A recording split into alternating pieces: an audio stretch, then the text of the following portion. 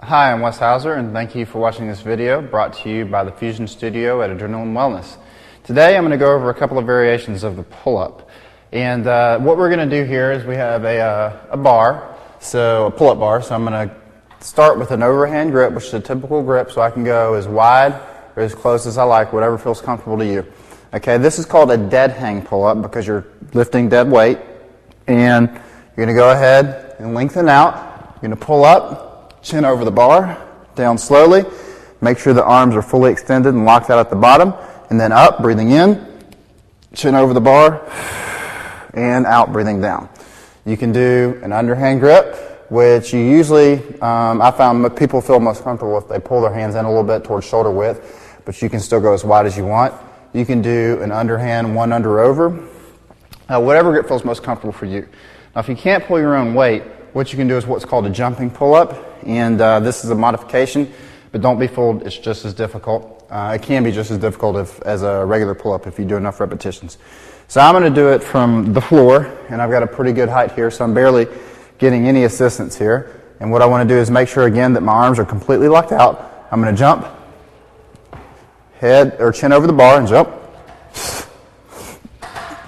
Just like so. Now, if you need to use a step or any type of assistance, feel free to do that. The one thing that you want to make sure is that you never really go too far above the middle of your lower arm there. So if I'm standing flat on the platform and it's about right there, that's about right.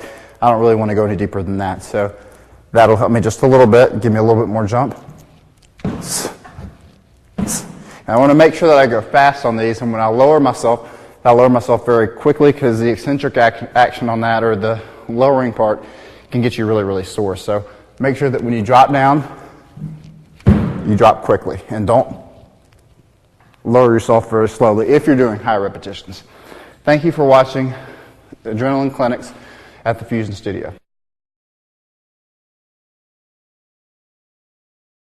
Hi, I'm Wes Hauser, and thanks for watching this video brought to you by the Fusion Studio at Adrenaline Fitness. Today we're going to go over just a basic push-up. I'm going to do a regular push-up and then a push-up with a modified version, but that's with the knees down. Okay, first thing I'm going to show you is the regular push-up, and what you'll do is position yourself. I usually let my hands slightly outside my shoulders because it gets more chest and shoulders. The closer in the hands are and the closer the elbows stay to the body, the more of a tricep push-up that's going to be. So what we're going to do is make sure that our body's in line, straight, head is up, and I'm going to lower myself slowly all the way to the ground, chest down, and then up, making sure I lock my arms out every time. So down slowly, breathing in, up, breathing out. The modified version would be to drop the knees, make sure the hips stay low. I don't want you like this. Like that, and drop the hips, down slowly, again, chest to the ground, up, arms locked out completely at the top. Okay, I'll show you a couple things we don't want. What we don't want is a push-up like this. That's not what we want. What we also don't want is all the way down like that, okay? So we want, again, a full range of motion, push-up, and that is down, chest to the ground, breathing in, up, out like so. Thanks for watching this video from the Fusion Studio, Adrenaline Fitness.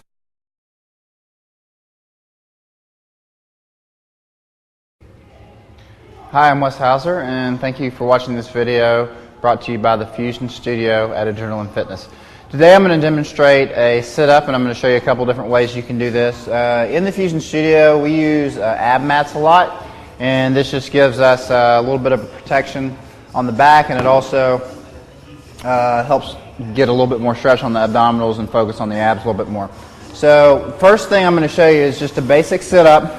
What I do a lot is I have people put their feet together like so, sole to sole, and spread their legs like this. And what that does is it takes the hip flexors out of the movement, so it allows the abdominals to work a little bit more. So I bring the pad right into the edge of my butt, and I can do these many different ways with my hands free and generate a little momentum with the hands.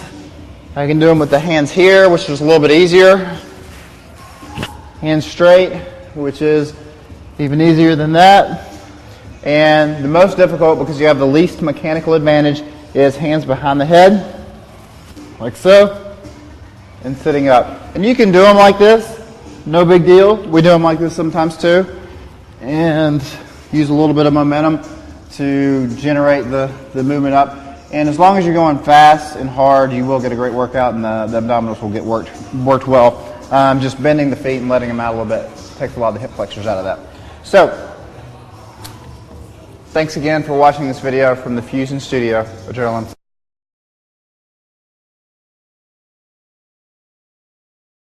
Hi, I'm Wes Hauser, and thanks for watching this video brought to you by the Fusion Studio at Adrenaline Fitness.